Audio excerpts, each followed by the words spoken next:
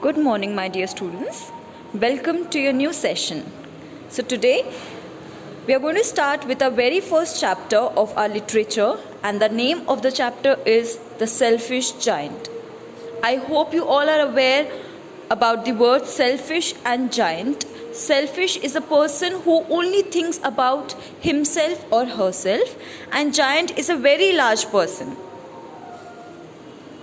So I hope this is clear to all of you that today the chapter which we are going to read is about a person who was very selfish, and also he is giant. Giant means who is very big.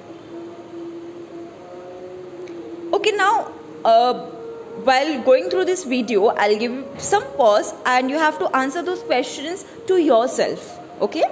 Have you ever seen a house or garden that has been shut up? Shut up means जो बंद रहता है. So I am sure that you would have seen any garden which is shut up. And how do you feel? अगर आपने एक बहुत प्यारा garden देखा होगा तो आपका और वो बंद हो तो आपका मन क्या करेगा? That obviously you want to enter that garden, you want to enjoy the nature, you want to enjoy the greenery, right? So today the chapter which we'll read is similar to this. Now, if you can see, this is known as a giant person. A giant person is someone who is very tall and also heavy. Like I've been telling you from the starting itself that the story is about a giant who is said to be very selfish.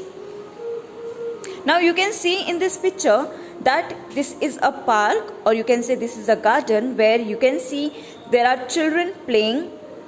Okay, they are enjoying the greenery. Some are playing with the football, some are doing yoga, and you can see greenery all around, and also if you can see those birds flying.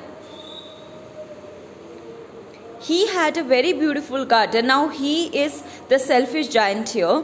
He had a very beautiful garden where the children played when he was away during 7 years. So this selfish giant was away from his house, from his garden for 7 years. So in this time period, the children were playing there in his absence. Now in this picture you can see that the selfish giant has arrived and he is very angry. So now why is he angry? Let's see. One day the giant came back. That means एक दिन giant वापस आया, because अभी हमने पढ़ा था last slide में that he was away for 7 years. So one day when he came back and वो कहाँ गया था? He had been to visit his friend. वो अपने एक फ्रेंड को मिलने गया था. And when he arrived, he saw children playing in the garden. उसने क्या देखा कि उसके absence में the children were playing in his garden. Now if you can see in this picture here, the giant is saying something and is pointing out towards, outside towards the gate, that go out. And you can see some children are running, or few girls, these two girls आपको दिख पा रहा होगा कि bushes के पीछे छुप गई है. When do we do this normally? जब हम किसी से डरते हैं तब हम ऐसा करते हैं. तो इसका मतलब ये है कि बच्चे selfish giant से डर रहे थे. He bellowed. Bellowed का मतलब होता है जब आप एक बहुत लाउड वॉइस पे किसी पे चिल्लाते हो, जब आप उनसे गुस्सा होते हो. What are you doing here? He cried in a very gruff voice, and the children ran away. तो उसने क्या बोला आते ही? उसने बोला कि What are you doing here? तुम यहाँ क्या कर रहे हो? In a very gruff voice. Gruff मतलब जब आप बहुत गुस्से से बोलते हो. Why was he angry?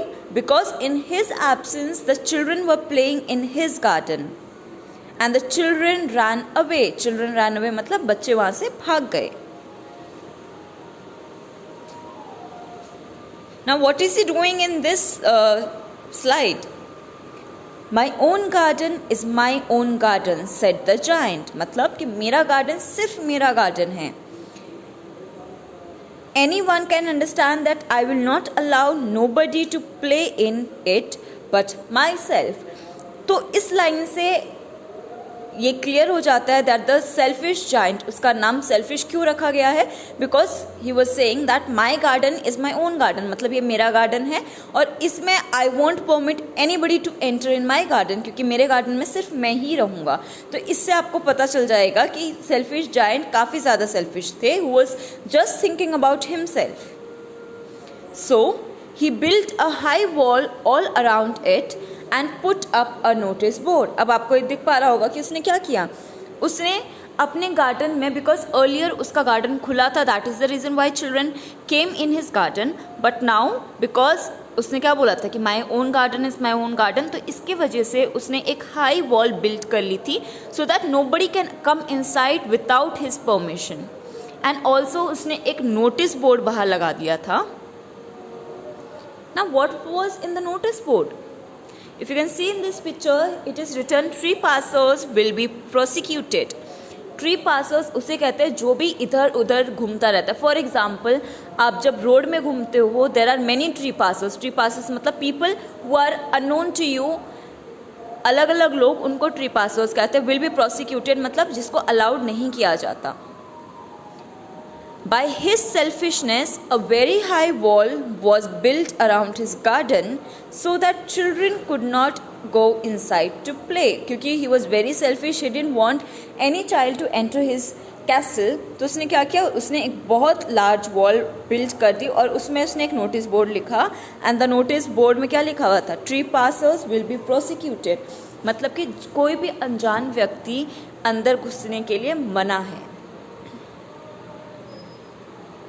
Now you can see, जब ये बोर्ड देख के बच्चे obviously they were sad because in his garden, उसका गार्डन बहुत ब्यूटीफुल था, there were many flowers in his garden, काफ़ी सारे ट्रीज थे, बर्ड्स, क्योंकि आपको पता होगा कि जब when there is greenery all around तो बर्ड्स को भी खुशी मिलती है, तो बर्ड्स भी उसके गार्डन में रहते थे। Children used to play there, they used to have fun, but now when children were not allowed in his garden, so they were sad.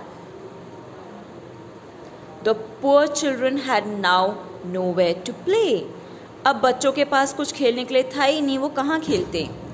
They tried to play on the road, but the road was very dusty and full of hard stones, and they did not like it. अब imagine yourself, I am sure कि आपके parents भी आपको मना करते होंगे कि road में जाके मत खेलो, because it is very dangerous. All the time वहाँ व्हीकल्स चलती रहती हैं एंड उसमें बहुत हार्ड स्टोन्स होते हैं। Hard stones means if you fall down on the road आपको चोट लग सकती है, whereas if you fall down on garden और इन पार्क, क्योंकि उसके ग्रास काफ़ी सॉफ्ट होते हैं और ग्रास होते हैं, तो इसके वजह से आपको हर्ट भी नहीं होता है। तो ना ऑब्वियस सी बात है कि वो रोड में नहीं खेल सकते थे। They used to wander around, wander का मतलब होता है इधर उधर घूमना, round the high wall when their lessons were over. Lessons मतलब जब उनका स्कूल ख़त्म हो जाता था तो वो high wall, that means giant के घर के आसपास घूमते रहते थे and talk about the beautiful garden inside, और एक दूसरे से उस गार्डन के बारे में बात करते थे कि हम लोग यहाँ कितने अच्छे से खेलते थे।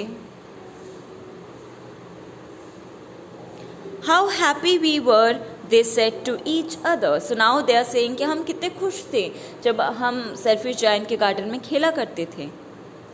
Then the spring came. If you can see in the second picture, spring, जहाँ आपको flowers दिख रहे होंगे, spring season is a season where trees में new leaves आने start होती है, हर जगह आपको greenery दिखेगी, आपको नए flowers दिखेंगे, flowers blossom होने start हो जाते हैं। तो हर जगह spring, जब spring का time आया, all over the country there were little blossoms and little birds. That means हर जगह छोटे छोटे फूल पौधे लगने start हो चुके थे। Only in the garden of the selfish giant it was still winter. After the winter season, हमेशा spring season आता है, तो सिर्फ selfish giant के garden में सिर्फ winter था, बाकी हर जगह there was spring. The birds did not care to sing in it as there were no children and the trees forgot to blossom. Now, क्योंकि वहाँ कोई बच्चे नहीं थे, विंटर के सीज़न में आप उतनी ज़्यादा ग्रीनरी नहीं देख सकते, तो ऑब्वियस सी बात है कि बर्ड्स वहाँ ट्री में नहीं आ रही थी, उसके पास नहीं थे, एंड उसके गार्डन में बिल्कुल भी अब ग्रीनरी नहीं थी।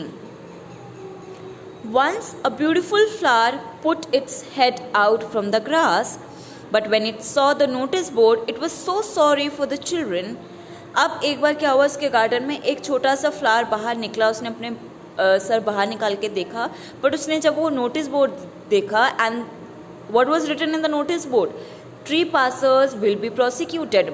तो उसको देख के ही felt sorry for the children कि पहले यहाँ बच्चे खेला करते थे, सो उसको ये चीज़ अच्छी नहीं लगी. Again it slip back to the ground again, मतलब वो वापस अपने ग्राउंड के अंदर चले गया, and it went off to sleep, मतलब it did not blossom.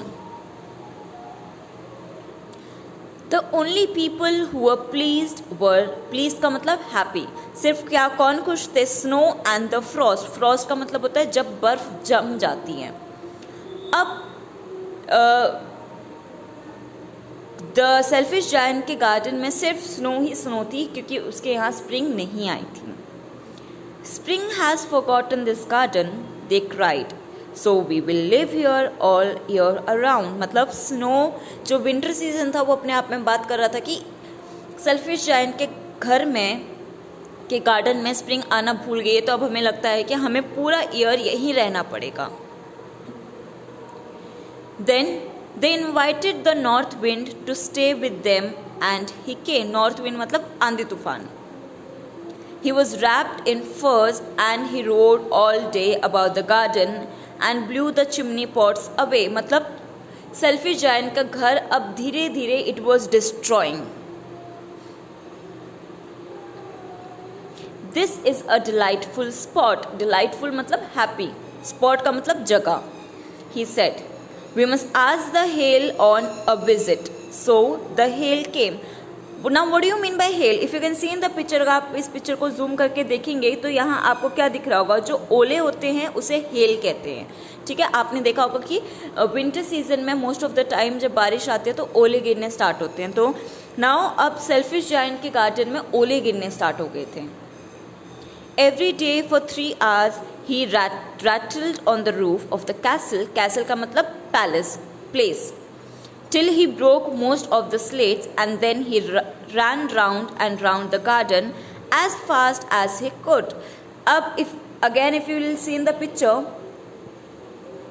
slate का मतलब अगर आपको ये broken parts दिख रहे होंगे, इसे slate कहते हैं. ठीक है, तो ये जो पर्सन था नॉर्थ विंड, ये क्या कर रहा था कि उसके घर को डिस्ट्रॉय कर रहा था, एक एक पत्थर को तोड़ के वो गार्डन में घूमता रहता था. I cannot understand why the spring is so late in coming, said the selfish giant. अब selfish giant अपने मन में सोच रहा था कि मुझे समझ नहीं आ रहा इस बार स्प्रिंग इतने लेट क्यों है. As he sat at the window and looked out at his cold white garden, वो अपने विंडो से बाहर निकल के अपने गार्डन को देख रहा था. इट वॉज कोल्ड वाइट क्यों? क्योंकि लाइक आई टोल्ड कि जब स्नो एंड फ्रॉस्ट होते हैं तो स्नो किस कलर की होती है? White. I hope there will be a change in the weather. Now he was hoping कि काश वेदर चेंज हो जाए और मेरे गार्डन में स्प्रिंग सीजन आ जाए.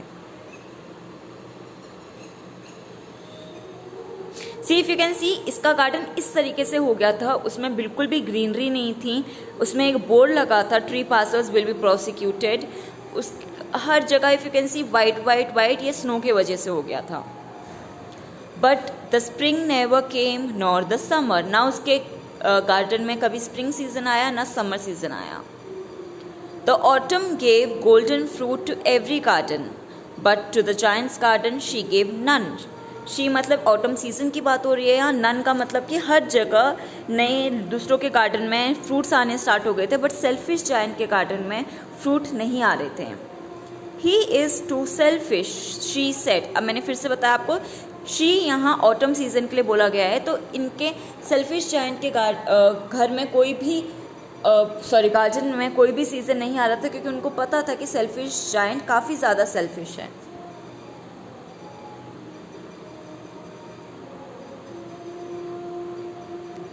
One morning, the giant was lying awake in bed when he heard some lovely music. एक दिन giant अपने बेड में लेटा हुआ था तो उसको एक बहुत प्यारी सी आवाज़ सुनाई दी, म्यूजिक सुनाई दिया. It sounded so sweet to his ears that he thought it must be the king's musician passing by, उसको ऐसा लगा कि मे बी जो किंग के म्यूजिशियन मतलब जो बैंड की गाने वगैरह बजाते हैं वो उसके घर से पास कर रहे थे, तो he went outside.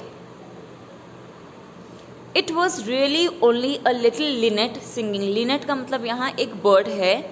Outside his window, but it was so long since he had heard a bird singing in the garden. अब उसको क्योंकि काफ़ी टाइम हो चुका था कि उसने बर्ड की आवाज़ नहीं सुनी थी, and the reason for this was कि उसके गार्डन में अब कोई भी बर्ड्स नहीं आती थी. I believe the spring has come at last. उसको लगा कि शायद एट लास्ट स्प्रिंग सीजन आ चुका है. And he jumped out of the bed and looked out. तो वो अपने फटाफट से बेड से उठा and he peeped out of the window. What did he see? मतलब उसने क्या देखा? He saw a most wonderful sight. मतलब उसने एक बहुत अच्छी चीज़ देखी. Through a little hole in the wall, the children had crept in. मतलब उसके वॉल में एक बहुत छोटा सा छेद हो चुका था. ये देखो, अगर आप सॉरी ये देख सकते हो. See here. ये यहाँ एक वॉल हो गया था एंड इसके वजह से बच्चे अंदर आते जा रहे थे. ठीक है. एंड उसने क्या देखा कि बच्चे अंदर आ गए थे और वो हर ब्रांचेस मतलब ट्री के हर ब्रांचेस में बैठे हुए थे.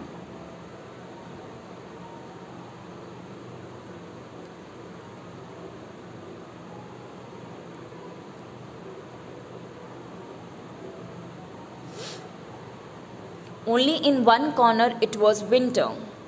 It was the farthest corner of the garden and in it was standing a little boy. मतलब एक बच्चा इस तरीके से वहाँ खड़ा था और वो काफ़ी ज़्यादा छोटा था, इसलिए वो ब्रांचेस में नहीं बैठ पा रहा था. Climb up little boy, said the tree. Tree ने क्या किया? ट्री ने बोला कि क्लाइम अप, आ जाओ, और उसने अपने आप के अपने ब्रांचेस को नीचे किए. बट बच्चा काफ़ी ज़्यादा छोटा था, वो फिर भी नहीं बैठ पा रहा था ट्री के ब्रांचेस में. And the giant's heart melted as he looked out. जैसे उसने अपने घर के बाहर देखा, उसने क्या बोला अपने आप से? How selfish I have been. मतलब मैं कितना ज़्यादा सेल्फिश था. Now I know why the spring would not come here. तो अब उसको रियलाइज़ हुआ क्योंकि मैं इतना ज़्यादा सेल्फिश था, and that is the reason why spring season कभी भी मेरे गार्डन में नहीं आई. I will put that poor little boy on the top of the tree and then I will knock down the wall. मतलब उसने क्या सोचा कि वो जो बच्चा है उसको मैं पहले उस ट्री के ब्रांचेस में बिठाऊंगा और उसके बाद मैंने ये जो वॉल बनाई है मैं इसको तोड़ दूंगा एंड मेरा गार्डन आज के बाद बच्चों का प्लेग्राउंड होगा. I was really very sorry for he was really very sorry for what he had done. मतलब वो अपने लिए काफ़ी ज़्यादा गुस्सा था, उसको सॉरी फील कर रहा था कि मैंने क्या गलती कर दी.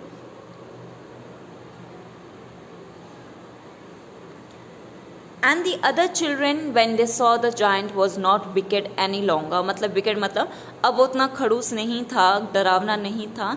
तो बच्चों ने क्या किया? वो उसके पास भाग के आए. It's your garden now, little children, said the giant. Remember, आपको याद है earlier giant ने बच्चों को भगाया था कि my garden is my own garden. But now when he was changed, when he realized his mistake, उसने बच्चों को बोला कि ये गार्डन अब तुम्हारा है. एंड उसने क्या किया? उसने एक्स लिया और अपना जो वो वॉल बनाया था उसको तोड़ दिया. ईयर्स वेंट ओवर मतलब काफ़ी साल हो चुके थे. अब जो ये जायंट था वो काफ़ी ज़्यादा ओल्ड हो चुका था, फीबल हो चुका था. फीबल मतलब जिसमें बिल्कुल भी जान नहीं होती हैं, और वो बिल्कुल अब खेल नहीं पाता था. अपने सिर्फ आर्म चेयर का मतलब आपने देखा होगा वो जो चेयर जो हिलती रहती है जिसमें most of the time old people बैठते हैं, वो अब उस चेयर में बैठने लगा था. One winter morning, he looked out of his window as he was dressing. एक बार जब वो एक winter morning में जब वो तैयार हो रहा था तो he looked out of his window. He did not hate the winter now. अब उसको winter ऐसा नहीं पसंद था. And when the children ran in that afternoon, they found the giant lying dead under the tree, all covered with white blossoms. क्योंकि अभी हमने पढ़ा था कि सेल्फिश जायंट अब ओल्ड होते जा रहा था, he was feeble. So now one day एक आफ्टरनून में the selfish giant was dead under a tree और बच्चों ने आके उनको देखा कि he was dead. So now यहाँ आप देख सकते हैं कुछ बच्चे बैठे हुए थे, दे वर सैड, क्योंकि now the selfish giant, the owner of the garden, was not alive. See now आपने देखा होगा हर बार जायंट के आगे सेल्फिश लिखा था, but the time when he allowed children to enter his garden, उसके बाद उसके नाम के आगे सेल्फिश नहीं लिखा. तो आई होप आप समझ गए होंगे इस स्टोरी से कि you must never be selfish. आपको सिर्फ अपने बारे में नहीं सोचना चाहिए, you must think about others. And अगर आप सिर्फ अपने बारे में सोचते हैं तो लाइफ में आपके साथ चीज़ें अच्छी नहीं होंगी. And you must always be helpful towards other, you must always help them, you must treat them. So with the story, I think you also received a very good moral, and I hope you are going to apply that in your life. Thank you, students. Now by this we come to the end of the chapter. I would like you to revise the chapter, go through the video so that this chapter will be clear to you. Thank you.